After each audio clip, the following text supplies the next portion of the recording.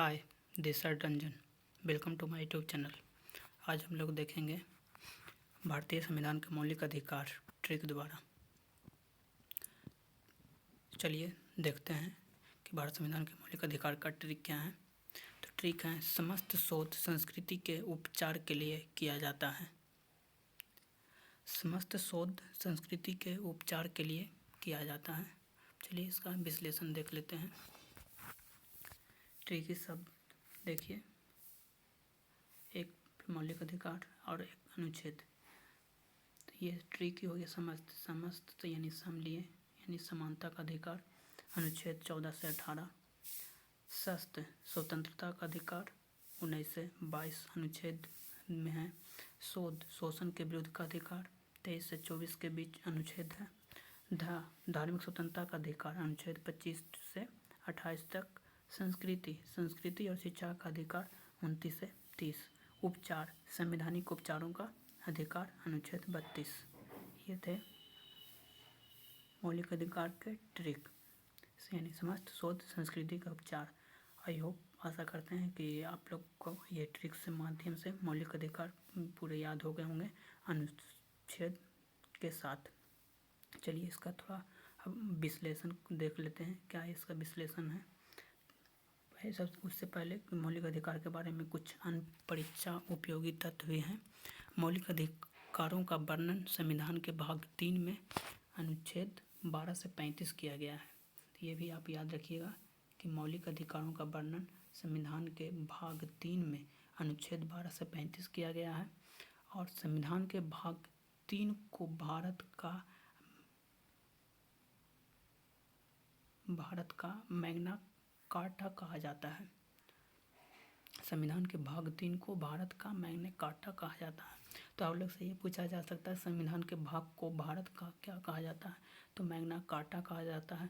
या तो ये भी पूछ सकते हैं कि भारत का मैग्ना कार्टा संविधान के किस भाग को कहा जाता है? तो भाग 3 को। आप लोग याद रखिएगा। नेक्स्ट देखिए, मौलिक अधिकारों को अमेरिका के संविधान से लिया गया है। मौलिक अधिकार को अमेरिका के संविधान से लिया गया है। नेक्स्ट पॉइंट है, मूल संविधान में 7 मौलिक अधिकारों को स्थान दिया गया था। मूल संविधान में 7 मौलिक अधिकारों का स्थान दिया गया था, किंतु 44वें संविधान संशोधन द्वारा संपत्ति के मूल अधिकार अनुच्छेद 31 को अनुच्छेद 300 के तहत विधायी अधिकार बना दिया। ये थे, हम लोग जानते थे कि संविधान में 6 मौलिक अधिकार हैं, बहुत कम लोग जानते थे कि 7 हैं। तो ये 7 से 6 44वें संविधान संशोधन में हुआ था। नेक्स्ट पॉइंट है, मौलिक अधिकार के में संशोधन हो सकता है एवं राष्ट्रीय आपात अनुच्छेद 352 के दौरान जीवन एवं व्यक्तिगत स्वतंत्रता के अधिकार को छोड़कर अन्य मौलिक अधिकारों को स्थगित किया जा सकता है। ये थे कुछ महत्वपूर्ण पॉइंट। अब देखते हैं कि भारतीय नागरिकों को निम्नलिखित मूल अधिकार प्राप्त हैं। समता या समानता का अधिकार अनुच्छेद 14 से अनुच्छेद 18। स्वतंत्रता का अधिकार अनुच्छेद 19 से 22। शोषण के विरुद्ध अधिकार अनुच्छेद 23 से 24। धार्मिक स्वतंत्रता का अधिकार अनुच्छेद 25 से 28। संस्कृति और शिक्षा संबंधी अधिकार अनुच्छेद 29 से 30। संवैधानिक अधिकार 32 अनुच्छेद। तो ये लोग याद रखिएगा। अब इसका कुछ विश्लेषण कर देख लेते हैं। पहला, समता या समानता का अधिकार अनुच्छेद 14। अनुच्छेद 14 में क्या है? विधि के समक्ष समता। इसका अर्थ यह है कि राज्य सही व्यक्तियों के लिए एक समान कानून बनाएगा तथा उन पर एक समान ढंग से उन्हें लागू करेगा। अनुच्छेद 14 है, कहता है कि विधि के समक्ष समता, यानी राज्य सही व्यक्तियों के लिए एक समान कानून बनाएगा तथा उन पर एक समान ढंग से उन्हें लागू करेगा। ये समानता का अधिकार अनुच्छेद 14 में कहता है। अनुच्छेद 15 में है, धर्म, नस्ल, जाति, लिंग या जन्म स्थान के आधार पर भेदभाव का निषेध। राज्य के द्वारा धर्म, मूल वंश, जाति, लिंग एवं जन्म स्थान आदि के आधार पर नागरिकों के प्रति जीवन के किसी भी क्षेत्र में भेदभाव नहीं किया जाएगा। ये अनुच्छेद 15 कहते हैं समता समानता का अधिकार में। तो आप लोग याद रखिएगा, अनुच्छेद 15 में है, धर्म, नस्ल, जाति, लिंग, जन्म स्थान आधार पर भेदभाव का निषेध, यानी भेदभाव नहीं होगा। राज्य के द्वारा धर्म, मूल वंश, जाति, लिंग एवं धर्म एवं जन्म स्थान आदि का। तो ये अनुच्छेद 15। अनुच्छेद 16। अनुच्छेद 16 देखिए क्या है कि लोक नियोजन के विषय में अफसर की क्षमता, राज्य के अधीन किसी पद पर नियोजन या नियुक्ति से संबंधित विषयों में सभी नागरिकों के लिए अफसर की समानता होगी। अपवाद में है अनुसूचित जाति और अनुसूचित जनजाति एवं पिछड़ा वर्ग। अनुच्छेद 16 कहता है कि लोक नियोजन के विषय में अफसर की क्षमता, राज्य के अधीन किसी पद पर नियोजन या नियुक्ति से संबंधित विषयों के सभी नागरिकों के लिए अफसर की समानता होगी। अपवाद में है अनुसूचित जाति, अनुसूचित जनजाति एवं पिछड़ा वर्ग। अनुच्छेद 17 अस्पृश्यता का अंत, अस्पृश्यता के उन्मूलन के लिए इससे दंडनीय अपराध घोषित किया गया है। अनुच्छेद 18 उपाधियों का अंत, सेना या विधि संबंधी सम्मान के सिवाय अन्य कोई भी उपाधि राज्य द्वारा प्रदान नहीं की जाएगी। भारत का कोई नागरिक किसी अन्य देश से बिना राष्ट्रपति की आज्ञा के कोई उपाधि स्वीकार नहीं कर सकता है। ये अनुच्छेद 18 थे। चलिए अब आगे देखते हैं। आगे है स्वतंत्रता का अधिकार, अनुच्छेद 19। अनुच्छेद 19 में है मूल संविधान में 7 तरह की स्वतंत्रता का उल्लेख था, अब सिर्फ 6 हैं। पहले 7 तरह का स्वतंत्रता का उल्लेख था, अब 6 रह गए हैं। तो देख लेते हैं कि पहला क्या है। बोलने की स्वतंत्रता, बी में देखिए शांतिपूर्वक बिना हथियारों के एकत्रित होने और सभा करने की स्वतंत्रता, संघ बनाने की स्वतंत्रता। चौथा है देश के किसी भी क्षेत्र में आवागमन की स्वतंत्रता। पांचवा देखते हैं देश के किसी भी क्षेत्र में निवास करने और बसने की स्वतंत्रता। अपवाद में जम्मू कश्मीर था। संपत्ति का अधिकार, कोई भी व्यापार एवं जीविका चलाने की स्वतंत्रता। प्रेस की स्वतंत्रता का वर्णन अनुच्छेद 19A में ही है। प्रेस की स्वतंत्रता अनुच्छेद ए में ही है, बोलने की स्वतंत्रता और प्रेस की स्वतंत्रता का वर्णन। चलिए नेक्स्ट में देखते हैं अनुच्छेद 20। अनुच्छेद 20 कहता है कि अपराधों के लिए दोष सिद्धि के संबंध में संरक्षण। इसके तहत 3 प्रकार की स्वतंत्रता का वर्णन है। अपराधों के लिए दोष सिद्धि के संबंध में पहला है किसी भी व्यक्ति को एक अपराध के लिए सिर्फ एक बार सजा मिलेगी। किसी भी व्यक्ति को एक अपराध के लिए सिर्फ एक बार सजा मिलेगी। दूसरा है अपराध करने के समय जो कानून है इसी के तहत सजा मिलेगी, न कि पहले और बाद में बनने वाले कानून के तहत। तीसरा है किसी भी व्यक्ति को स्वयं के विरुद्ध न्यायालय में गवाही देने के लिए बाध्य नहीं किया जाएगा। ये थे अनुच्छेद 20। अनुच्छेद 21 में देख लेते हैं क्या है। प्राण एवं दैहिक स्वतंत्रता का संरक्षण। किसी भी व्यक्ति को विधि द्वारा स्थापित प्रक्रिया के अतिरिक्त उसके जीवन और व्यक्तित्व स्वतंत्रता के अधिकार से वंचित नहीं किया जा सकता है।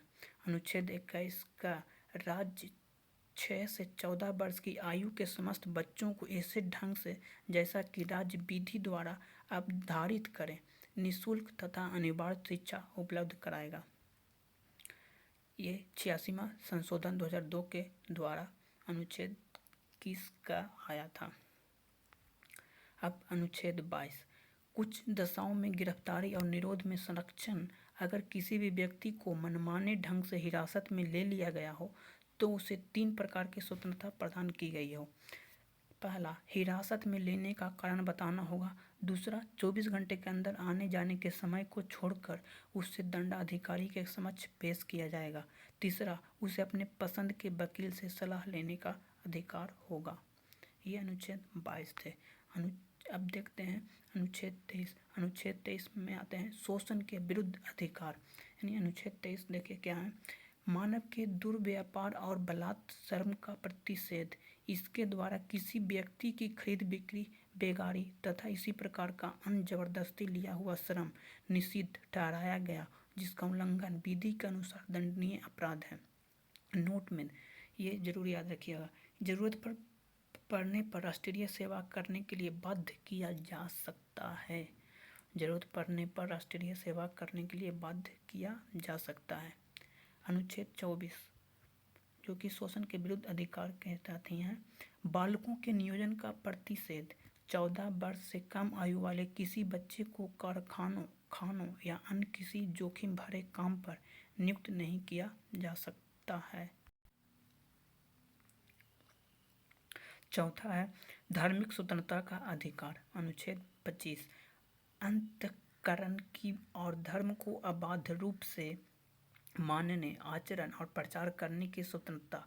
कोई भी व्यक्ति किसी भी धर्म को मान सकता है और उसका प्रचार प्रसार कर सकता है। ये अनुच्छेद 25 में है। कोई भी धर्म मान सकते हैं और अपना प्रचार प्रसार भी कर सकते हैं।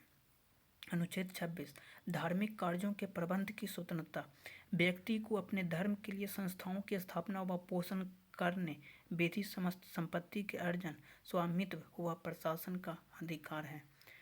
चलिए नेक्स्ट देखते हैं अनुच्छेद 27 राज्य किसी भी व्यक्ति को ऐसे कर देने के लिए बाध्य नहीं कर सकता जिसकी आय किसी विशेष धर्म अथवा धार्मिक संप्रदाय की उन्नति या पोषण में व्यय करने के लिए विशेष रूप से निश्चित कर दी गई है। अनुच्छेद 28 राज्य विधि से पूर्णतः पोषित किसी शिक्षा संस्था में धार्मिक शिक्षा नहीं दी जाएगी। ऐसे शिक्षा संस्थान अपने विद्यार्थियों को किसी धार्मिक अनुष्ठान में भाग लेने या किसी धर्मोपदेश को बलात् सुनने हेतु बाध्य नहीं कर सकते। वीडियो थोड़ा लंबा हो रहा है, इसलिए आप लोग संयम बनाए रखें और देखें पूरे वीडियो को। थोड़ा जल्दी से मैं करता हूँ खत्म। 5 में है संस्कृति एवं शिक्षा संबंधी अधिकार। अनुच्छेद 29 कहता है अल्पसंख्यक हितों का संरक्षण। कोई अल्पसंख्यक वर्ग अपनी भाषा, लिपि और संस्कृति को सुरक्षित रख सकता है और केवल भाषा, जाति, धर्म और संस्कृति के आधार पर उसे किसी भी सरकारी शैक्षिक संस्था में प्रवेश से नहीं रोका जाएगा। अनुच्छेद 30 विशेष शिक्षा संस्थानों की स्थापना और प्रशासन करने का अल्पसंख्यक वर्गों का अधिकार।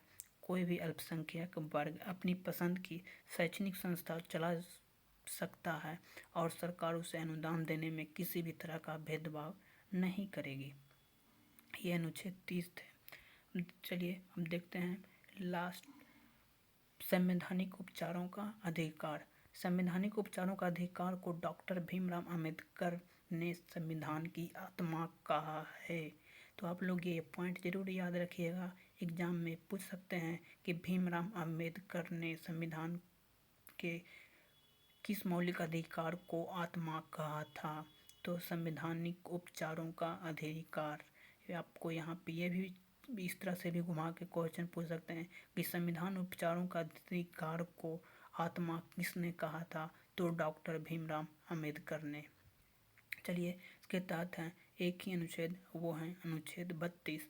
अनुच्छेद 32 है इसके तहत मौलिक अधिकारों को प्रवृत्ति कराने के लिए समुचित कार्यवाहियों द्वारा उच्चतम न्यायालय में आवेदन करने का अधिकार प्रदान किया गया है।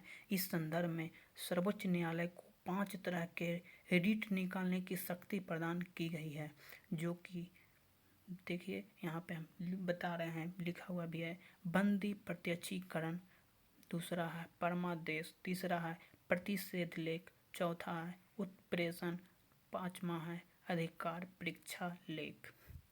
चलिए थोड़ा ये सब का भी विश्लेषण देख लेते हैं।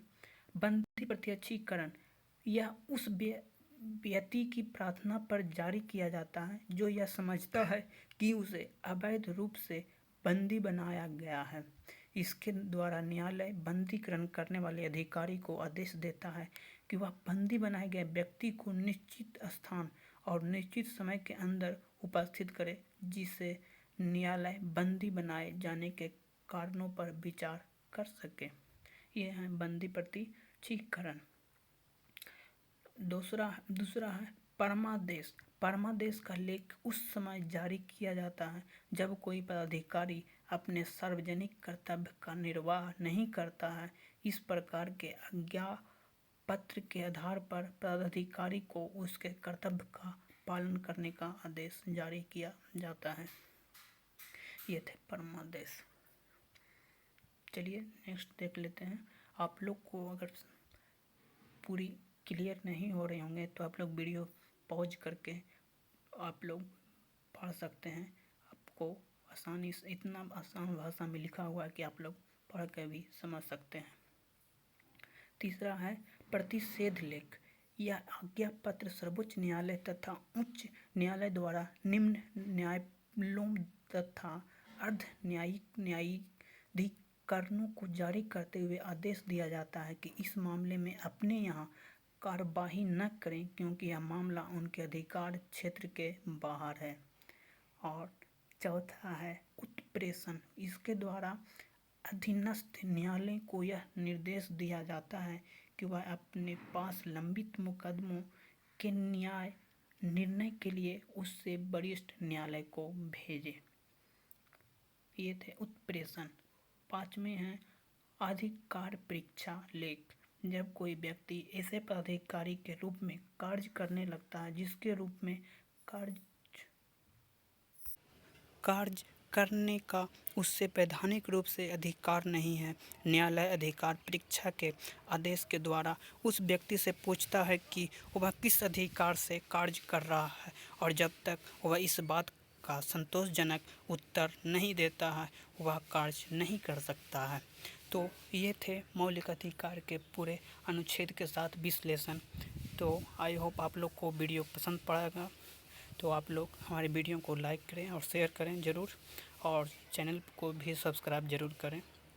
Thanks for watching. वीडियो ये थोड़ा लंबा हो गया, आगे से मैं ट्राई करूँगा कि वीडियो थोड़ा छोटा भी हो तो आप लोग को देखने में आसानी हो। Thank you. Have a nice day.